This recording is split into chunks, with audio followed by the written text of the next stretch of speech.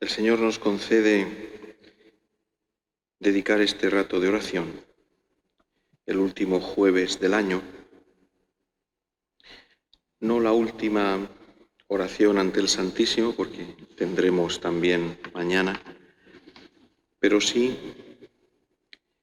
esta última meditación del año que nos ayuda a prepararnos para acoger el nuevo año con el corazón lleno de gracia de Dios, dispuestos a recibir toda esa gracia que el Señor quiere mandarnos, como hemos hecho también para la fiesta de Navidad, para el nacimiento de Cristo. Y por eso, qué imagen tan bonita, tan evocativa, tenemos aquí, por un lado, la imagen del niño Jesús, recién nacido, el Hijo de Dios, el Verbo que se ha hecho carne, y por otra parte, presidiendo la Eucaristía, el Santísimo Sacramento, el cuerpo y la sangre de Cristo realmente presente en el Santísimo Sacramento.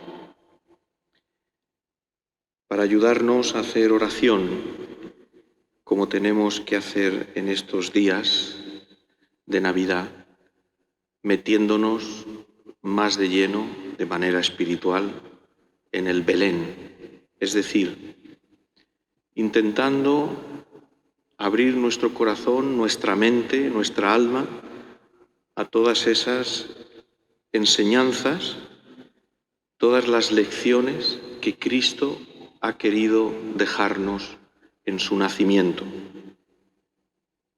Tantas lecciones de humildad, de sencillez, de entrega, de amor, de pobreza, de olvido de sí, y muchas más que tú podrás descubrir si dedicas estos días a hacer oración delante del Belén, porque el Señor te las enseñará y te iluminará para descubrir toda esa riqueza inmensa, riqueza espiritual que se esconde en el nacimiento del Hijo de Dios.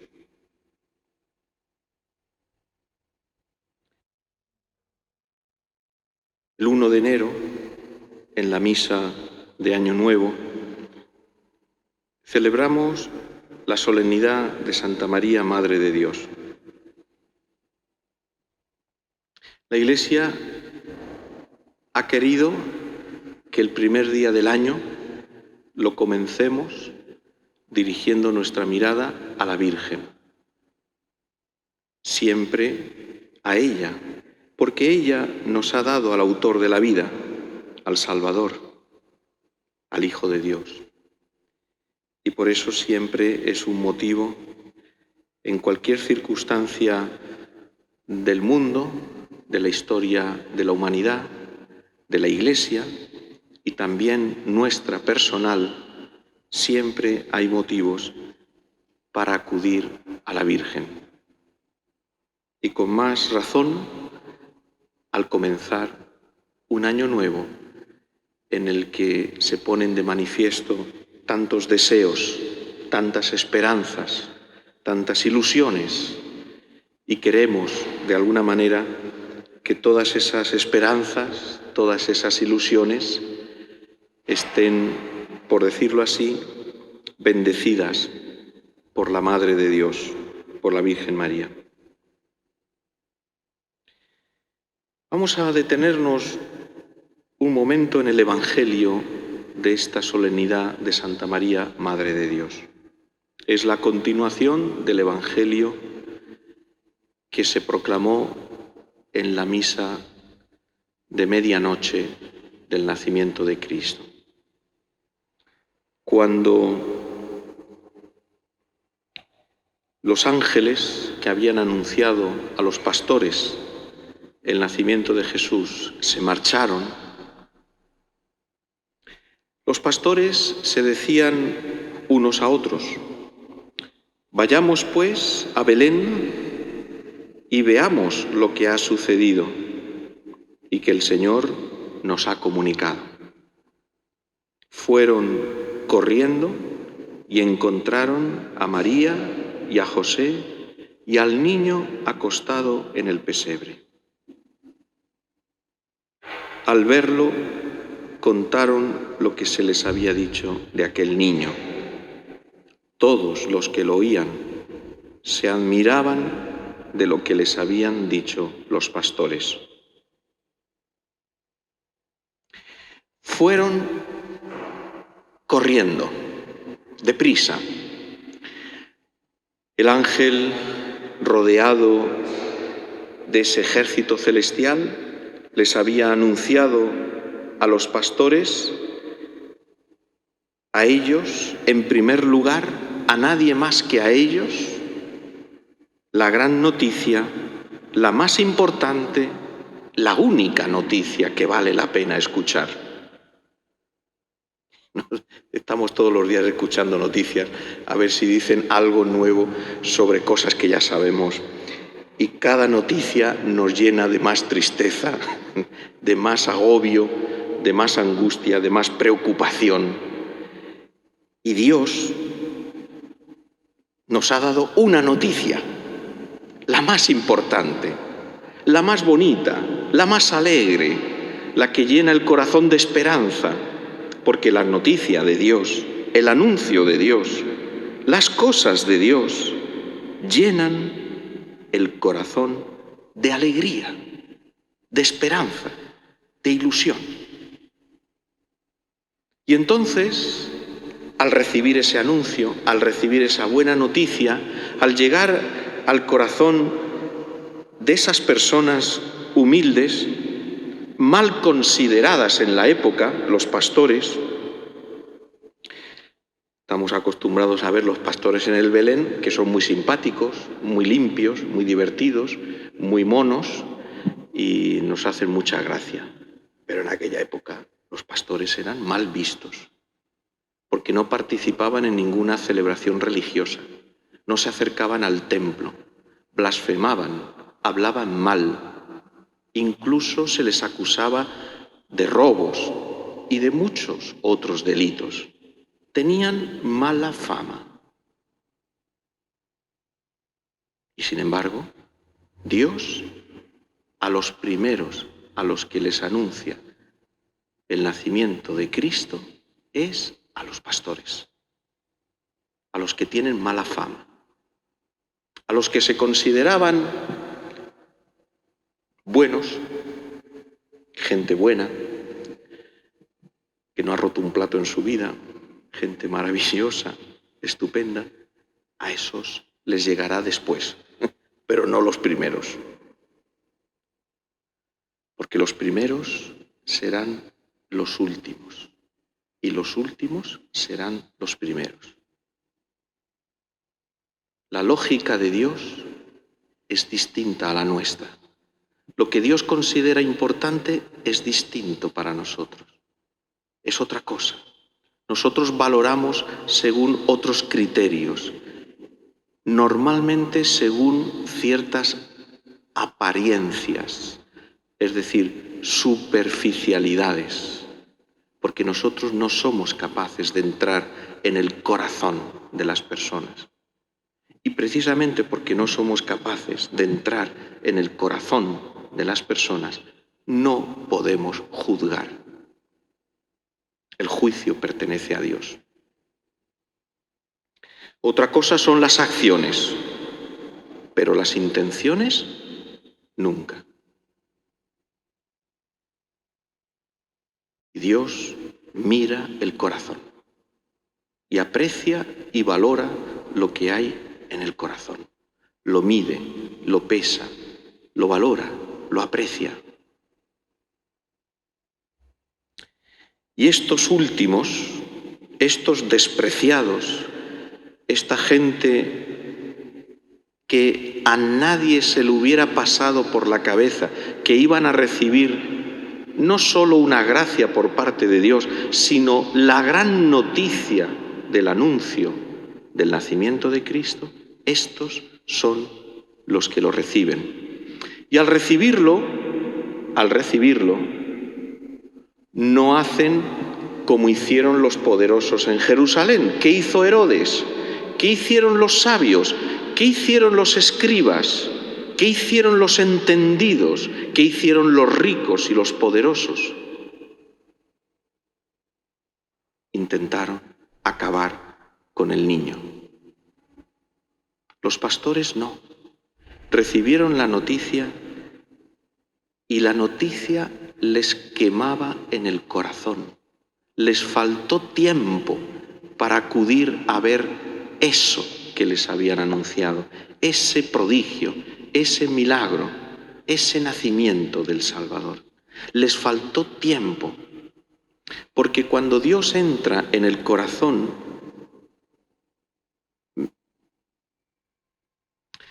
mete prisa. Cuando Dios pone en nuestra vida algo, una gracia, una inspiración, un impulso, un deseo, una obra, una iniciativa, un propósito, mete prisa. El corazón siente la necesidad de ponerlo en práctica, de llevarlo a la práctica, de ponerlo por obra, de realizarlo.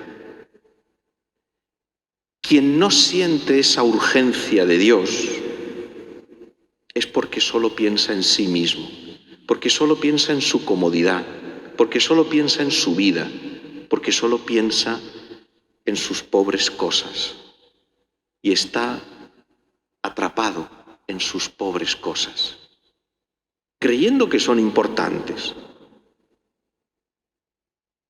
pero que le impiden la libertad de ponerse enteramente al servicio de lo que Dios quiere en su vida. Igual que María, al recibir el anuncio del ángel, salió corriendo al encuentro de Isabel, deprisa, a la montaña, a una ciudad de Judea. Siempre que Dios entra en el corazón de alguien, hay prisa, hay una necesidad de poner por obra lo que el Señor quiere, de llevar a cabo el plan de Dios, de realizar la voluntad del Señor, de que se haga realidad en nuestra vida personal y en el mundo lo que el Señor ha determinado, su plan de amor, esa voluntad amorosa del Señor. Corazones aletargados, dormidos, perezosos, el Señor no los quiere. Cuando Dios entra en el corazón, siembra una inquietud santa, buena, dichosa, no la inquietud mala que provoca falta de paz que viene del demonio. Dios suscita una inquietud buena, llena de luz, de ilusión, de alegría, de entrega, de darse más, de buscar en todo momento cómo realizar de la mejor manera posible lo que Dios quiere para nosotros. Deprisa los pastores salen corriendo y encuentran a María, a José y al niño acostado en un pesebre. ¿Y qué hay de extraordinario en esto?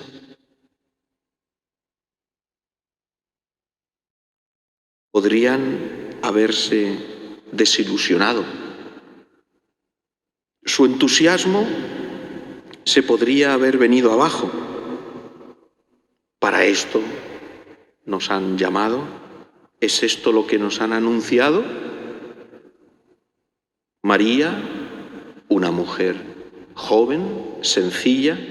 José, un hombre joven, humilde, sencillo, trabajador. Y un niño recién nacido. Y además, si acaso hay algo extraño en todo esto, es que está recostado en un pesebre, es decir, donde comen los animales, donde le ponen la comida a los animales. ¡Qué extraño!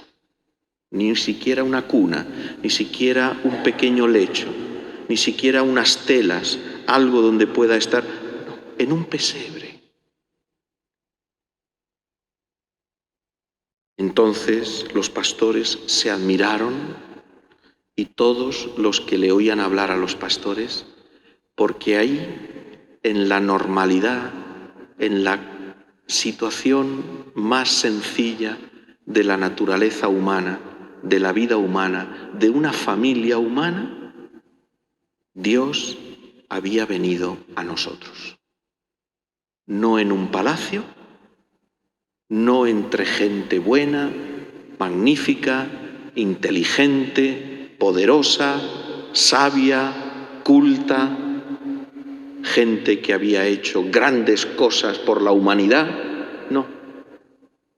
Ahí, en esa familia sencilla y humilde, Dios había querido venir al mundo. De esa manera y no de otra.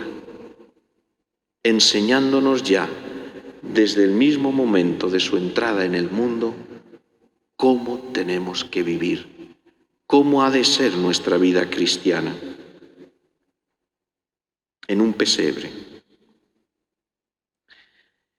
Por otra parte, era necesario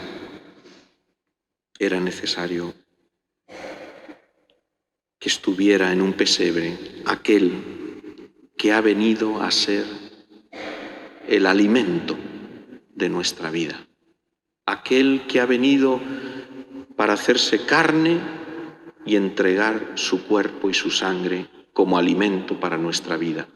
Por eso tenía que estar en un pesebre, como imagen perfecta, como símbolo de lo que Él ha venido a traer al mundo. Envuelto en pañales. Es curioso porque hay muchas razones para envolver en pañales. En aquella época, en la antigüedad, además, no era envolverlo en pañales de una manera como nosotros podemos ver ahora. Tal vez hasta no hace ya unos años seguramente, a los niños se les fajaba totalmente, para que no se hicieran daño. Hay muchas razones que se creían en la antigüedad, pero había una en el mundo del pueblo de Israel. Se le fajaba bien, se le envolvía bien en pañales, porque según la ley de Moisés, un niño recién nacido estaba impuro por toda la sangre, por toda la contaminación, por la impureza legal, ritual en la que había incurrido. Y para poder abrazarlo, para poder estrecharlo a alguien que no estuviera contaminado, entonces se le envolvía bien en pañales para que no hubiera contacto. Cristo es la pureza de Dios. Y Él, precisamente por eso, ha querido hacerse niño, para que nosotros lo estrechemos en nuestros brazos, no tengamos miedo y reparo en abrazarlo, acogerlo en nuestro corazón, para que Él nos comunique la pureza de su vida y de su corazón, para que Él limpie y purifique nuestra alma, nuestros sentidos, nuestros ojos, nuestra lengua, nuestros oídos, nuestro tacto, nuestras comodidades, para que el Señor purifique nuestra vida de amor propio, de vanidad, de orgullo, de susceptibilidad, de ese estar pensando siempre alrededor de lo nuestro. Los pastores anunciaron a todos lo que les habían dicho de aquel niño, de tal manera que no solamente fueron los pastores, aquella gente marginada y despreciable, los primeros que recibieron el anuncio del nacimiento de Cristo, sino que además fueron los primeros evangelizadores. los primeros que lo anunciaron a otros. Y dice el Evangelio que todos se admiraban de lo que les decían los pastores. El anuncio del Evangelio por parte nuestra, que estamos llamados a evangelizar, también nosotros. Nosotros estamos llamados a hacer apostolado. No estamos exentos. No hay nadie que pueda decir, pero es que yo ya estoy en pensión. No, no hay excusa. Todos tenemos, porque todos podemos, porque todos hemos recibido la gracia del Señor en el bautismo para hacer apostolado con nuestros semejantes, con los que están a nuestro alrededor, para anunciarles esa maravillosa noticia que causa admiración, gozo. Esto es lo que hace el Evangelio cuando se anuncia de verdad, cuando se anuncia de palabra y de obra, con nuestra vida entera, con toda nuestra entrega, con nuestra fe, con nuestra vida de fe, pero de fe consecuente. No esa fe que dice, voy a rezar por si acaso. ¿Qué fe es esa? ¿Cómo que voy a rezar por si acaso? Por si acaso toca la lotería. Que este año no ha ido la cosa muy bien. Eso no es fe, eso no es rezar con fe. ¿Dónde está la fe que mueve montañas? Que es un modo de hablar de Cristo para decir una fe capaz de unirse a Dios, que todo lo puede, porque el que puede todo es Dios, no nosotros. Y lo que nosotros sí que podemos hacer es unirnos a la voluntad de Dios, unirnos a Dios para que entonces ese poder de Dios se haga realidad en nuestra vida. ¿Y qué hacía María? Dice el Evangelio, María, por su parte, conservaba todas estas cosas, meditándolas en su corazón.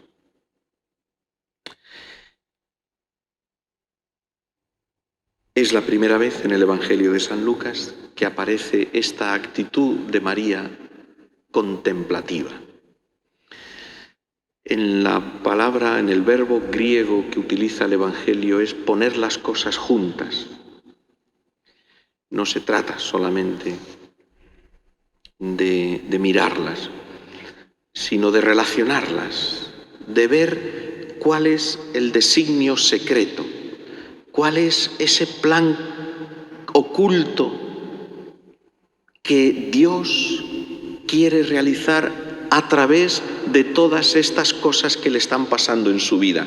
Es decir, María aprendía a ver su vida intentando ponerse en el corazón de Dios, considerarlo desde el corazón de Dios, contemplarlo, entenderlo, abrirse a ese plan de Dios, que a ella se le escapaba, porque el plan de Dios se nos escapa, es muy grande y nosotros somos muy pequeños y pretendemos entenderlo en toda su profundidad y no es posible,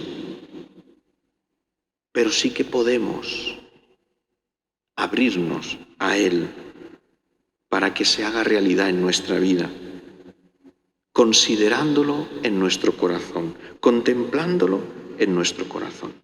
María conservaba todas estas cosas en su corazón. Y así nuestra Madre nos enseña qué importante es la oración en nuestra vida.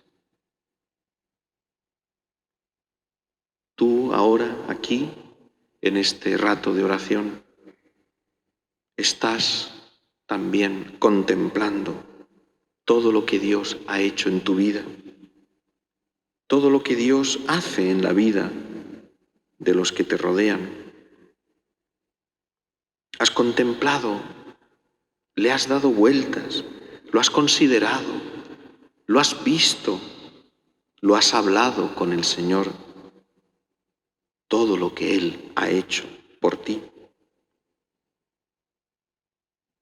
Y así termina el Evangelio diciendo que los pastores se volvieron dando gloria a Dios. Y este es el mejor modo de terminar un año, dar gloria a Dios.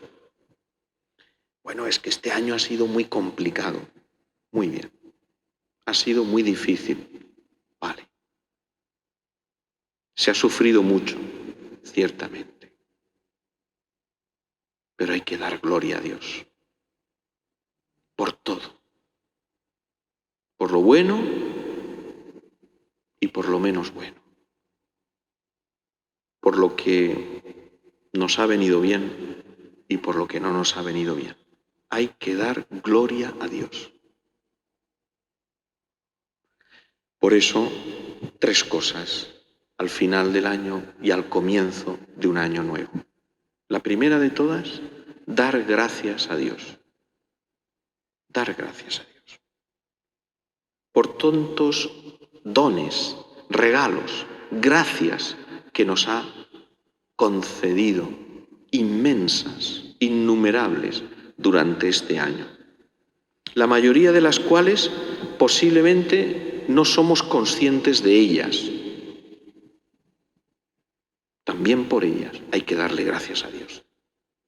Por las gracias, por los dones, por los regalos que hemos conocido y por los que no hemos conocido, pero que Dios nos ha dado. ¿Por cuántas cosas le vas a dar gracias a Dios? ¿De qué le vas a agradecer en este año? ¿Se lo has dicho ya? Que no termine el año sin darle gracias a Dios, pero recordando tantas cosas. Recuérdalas, háblalas con el Señor. No así un gracias genérico. No, si yo ya le doy gracias a Dios todos los días. Sí, pero ¿dices por qué cosas? O así en general, ¿no? Gracias, Señor, por la Eucaristía. Gracias, Señor, por la fe. Gracias, Señor, por la Iglesia. Gracias, Señor, por el sacramento de la confesión. Gracias por conocerte. Gracias porque me amas. Díselo, pero enumera una cosa detrás de otra. Recuérdalas, tenlas presente en tu corazón y en tu memoria, porque si no recordamos las cosas concretas que tenemos que agradecer a Dios, se nos olvida. ¿Cuántas veces le das gracias a Dios por la fe? Porque te ha hecho hijo de Dios, hija de Dios. ¿Cuántas veces se lo agradeces? ¿Cuántas cosas grandes o pequeñas en tu vida dejas de agradecerle a Dios? Y las metes así en ese saco general de cosas que agradecer, cosas. No las dejes en el anonimato. Sácalas a la luz, tenlas presente en tu corazón. La segunda cosa, pedir perdón. Lo mismo, por tantas cosas, por tantas desatenciones, por tantos descuidos, por tantas faltas de amor, por tantas envidias, por tantos rencores, por tantas perezas, por tanto y por tanto y por tanto. Pedir perdón, pero enumerarlo. Tampoco aquí sirve esta fórmula genérica. Yo le pido perdón al Señor de todo. Hombre, de todo, ¿no? Hay que pedirle perdón de las cosas por las cuales hay que pedirle perdón. Recuérdalas, tráelas a la memoria, ponlas delante del Señor. Es muy importante, es muy bueno, te hará mucho bien. Y por supuesto, terminar con un acto de confianza y de abandono en las manos de Dios. La tercera actitud.